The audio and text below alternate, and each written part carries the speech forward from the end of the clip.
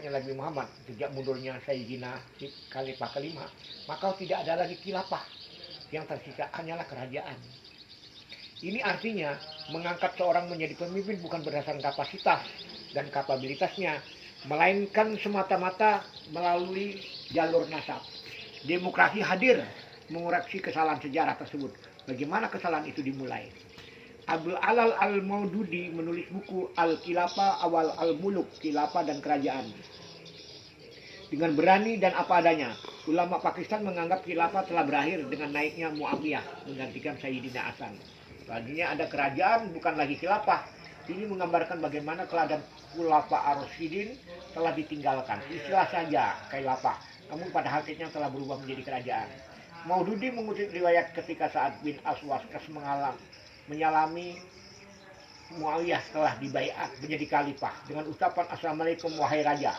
Muawiyah berkata, apa salahnya sekiranya Anda berkata, wahai Amirul Mukminin? Saat menjawab, demi Allah, aku sungguh tidak ingin memperoleh jabatan itu dengan cara yang tidak menyebabkan Anda memperoleh.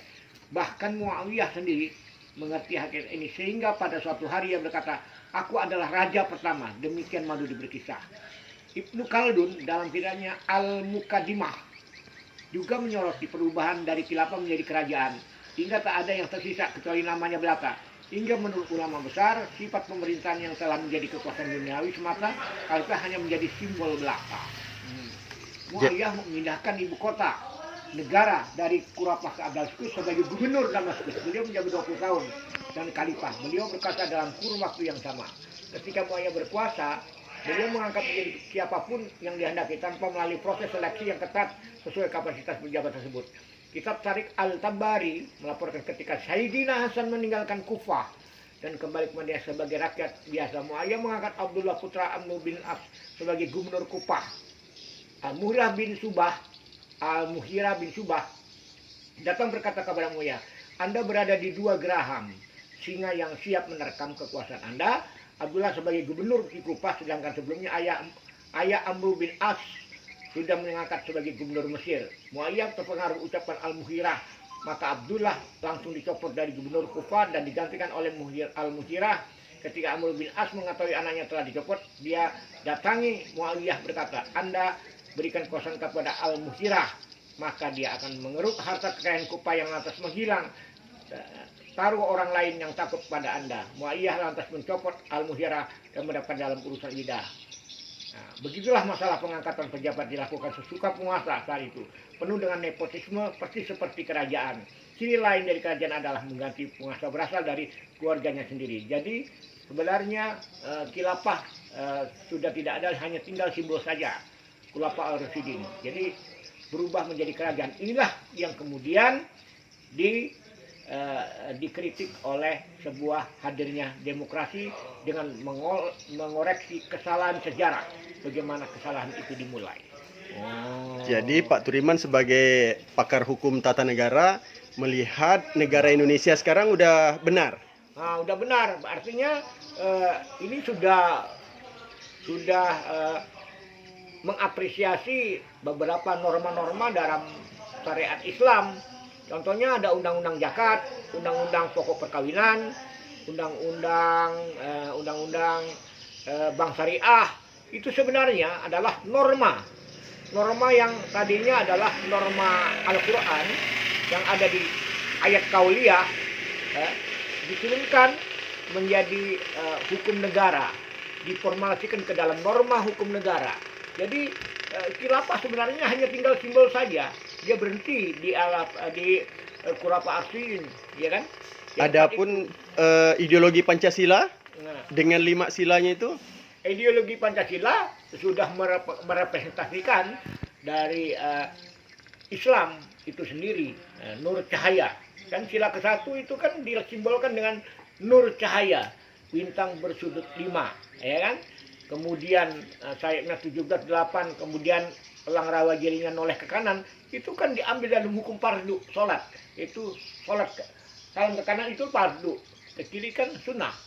Dan itu membaca prinsip Pancasila yang bertawaf, itu kan prinsip-prinsip Islam sebenarnya. Jadi apalagi ingin mendirikan simbol-simbol lain di luar simbol-simbol yang sudah kita sepakati bersama. konsensus nasional.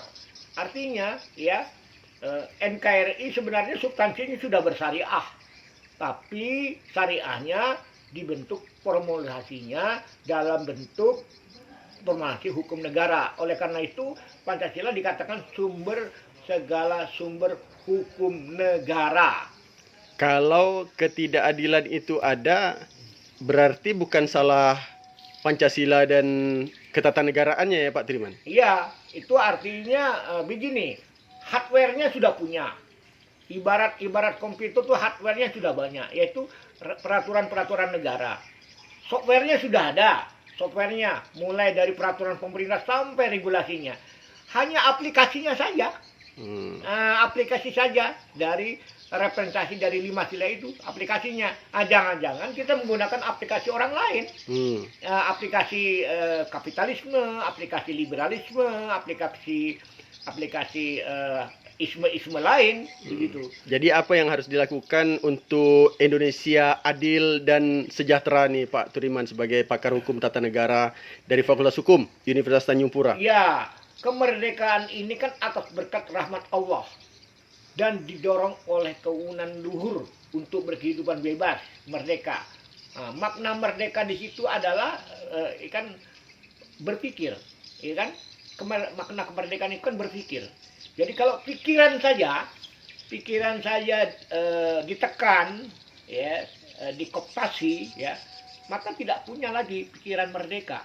Itu yang saya sebut dengan akal merdeka itu.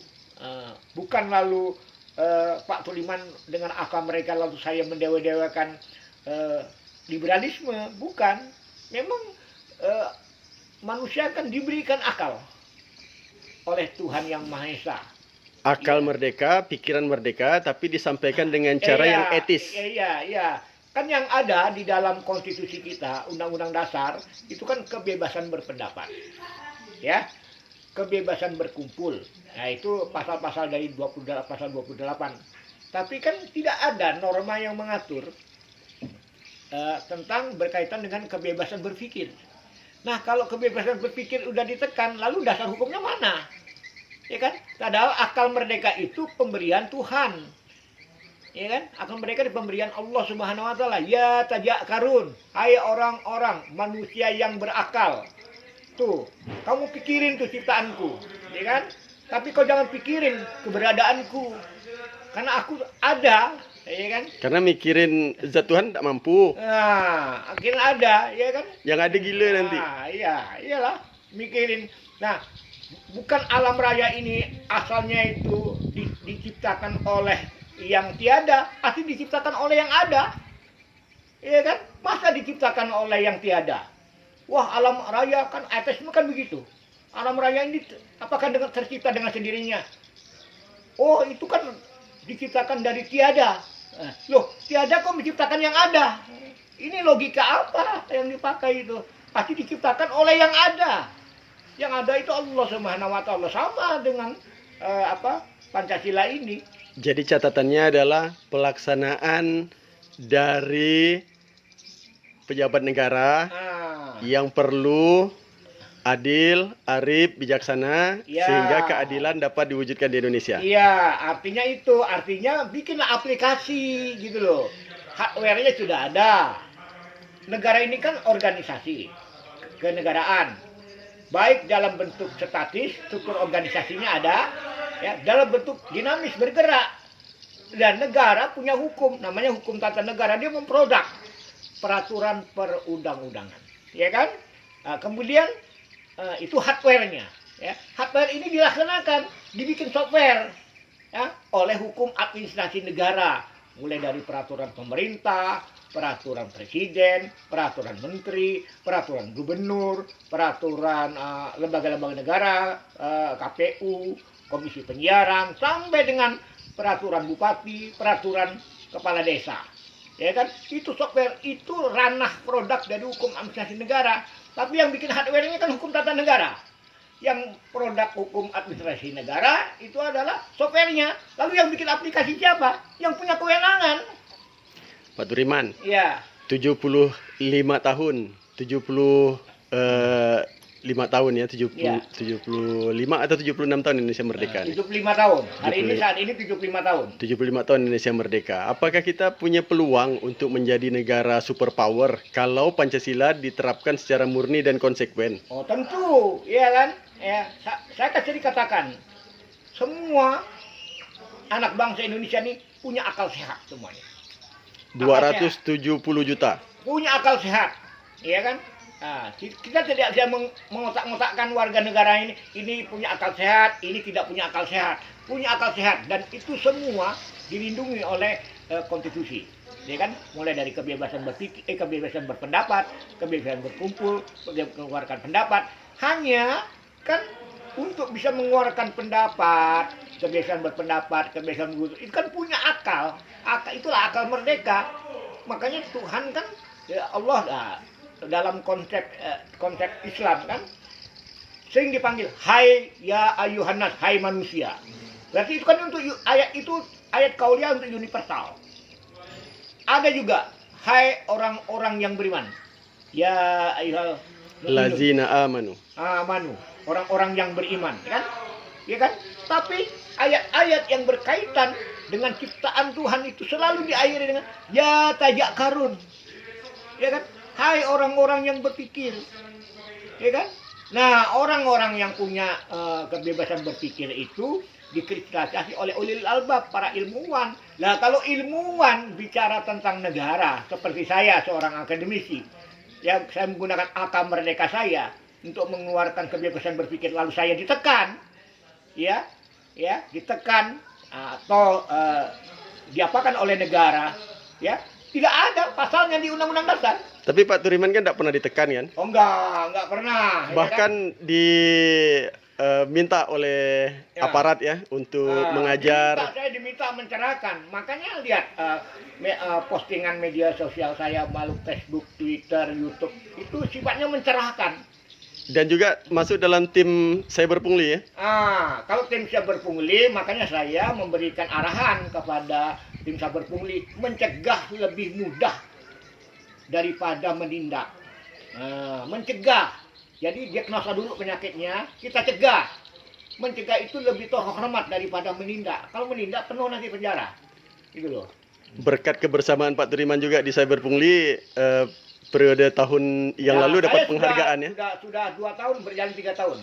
Ya, ber3 tahun karena Kalbar ini juaranya adalah mencegah, bukan menindak. Provinsi lain boleh tim cyber pungli-nya menindak, juara 1, mendapat award. Tapi penindakan untuk apa? Tapi kalau kita mencegah itu kan lebih bermanfaat. Jadi itu. Ya, terima kasih ya, ya. Pak Turiman. Ya.